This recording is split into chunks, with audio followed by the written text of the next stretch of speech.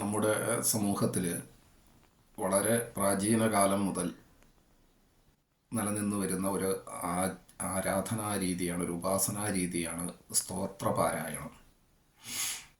സഹസ്രനാമ സ്തോത്രങ്ങൾ ഇത്തരത്തിൽ വളരെയധികം ഭക്തജനങ്ങൾക്ക് പ്രയോജനപ്പെടുന്നവയാണ്. സഹസ്രനാമം എന്ന് പറയുമ്പോൾ ഏറ്റവും പ്രാചീനമായിട്ടുള്ള സഹസ്രനാമം മഹാഭാരത അന്തർഗതമായ ശ്രീ വിഷ്ണു സഹസ്രനാമ സ്തോത്രമാണ്. യുധിഷ്ഠിരൻ്റെ ചോദ്യത്തിന് മറുപടിയായി ഭീഷ്മ പിതാമഹൻ പറയുന്ന ഉപദേശമാണ് വിഷ്ണു സഹസ്രനാമ സ്തോത്രം.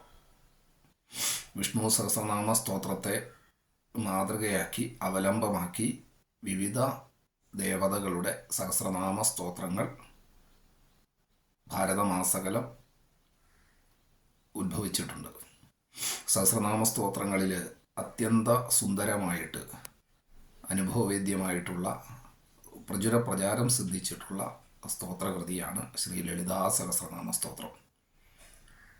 ദേവിയുടെ, ശ്രീ ത്രിപുര സുന്ദരിയുടെ, ലളിതാംബികയുടെ അസംഖ്യം നാമങ്ങളെ ഉച്ചരിച്ചുകൊണ്ടുള്ള ശ്രീ ലളിതാ സഹസ്രനാമ സ്തോത്ര പാരായണം ഭക്തജനങ്ങൾക്ക് അവാച്യമായ അനുഭൂതിയെ പ്രദാനം ചെയ്യുന്നവയാണ്. സ്തോത്രപാരായണത്തിൽ ശ്രദ്ധയും ഭക്തിയും എന്നതുപോലെ അർത്ഥഭാവനയും വളരെ പ്രധാനം ആയിട്ടുള്ള കാര്യമാണ്. അർത്ഥബോധത്തോടു കൂടിയുള്ള സ്തോത്രപാരായണം ലക്ഷ്യമാക്കിക്കൊണ്ട് സാധാരണക്കാരായ ഭക്തന്മാർക്ക്, ദേവീ ഭക്തന്മാർക്ക് പ്രയോജനകരമാകുന്ന വിധത്തിൽ രചിക്കപ്പെട്ടിട്ടുള്ള കൃതിയാണ് സമ്മോഹനം എന്ന ശ്രീ ലളിതാ സഹസ്രനാമ സ്തോത്ര വ്യാഖ്യാനം.